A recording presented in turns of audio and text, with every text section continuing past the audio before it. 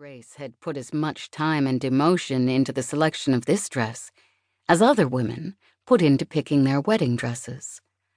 After all, that was a dress she would not be choosing. That choice had been made by her great-grandmother 50 years ago. The proof hung on the library wall of Fairvale Manor. Portraits of the 3 generations of brides who had worn the dress that Ava Grace secretly thought of as the ancient and honorable. She would be the 4th to wear it, unless the thing was dry-rotted. That was a cheery thought. "I have something for you." Emma Francis opened a small leather jewelry case. "Would you like to wear this?"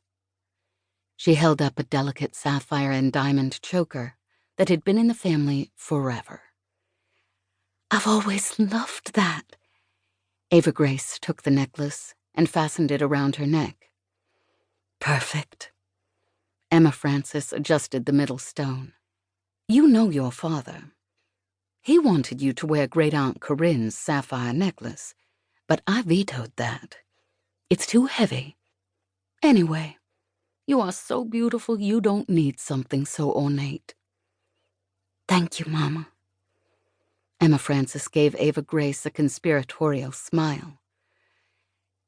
"I have it on good authority from Celeste Landry that Skip took his grandmother's ring, the sapphire and diamond one that she always wore on her right hand, in for cleaning." A wave of pleasure washed over Ava Grace. Any ring would have been fine, but she'd been hoping for that one. Hoping and waiting for 4 years. Longer, really. For most of her life, but in earnest, for 4 years. It had long been a foregone conclusion that she and Skip, James Patton Landry IV, would get married. That he would propose publicly at the Laurel Springs Christmas Gala. Landry men had been popping the question there since the inception of the party in 1945, when the war was over and Fairvale Manor was brand new. Ava Grace sometimes got the idea that her friends, Hyacinth and Evans, thought she was being ramrodded by her parents into some kind of archaic arranged marriage. But it wasn't true. She wanted this. The marriage, the home, the children. True, it was what her parents expected, just as they had expected her brother Emerson to go into the family business. But so what? Emerson was happy, and so would she be. She considered herself extremely fortunate that their expectations and her desires coincided. Ava Grace had never doubted that this day would come. Along with their other best friend, Brad, Skip had been a constant in her life from the time they were babies.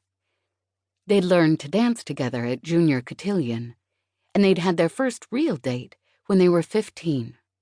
Neither of them had ever dated anyone else. He'd seen her through high school proms, college sorority formals, and her debutante ball.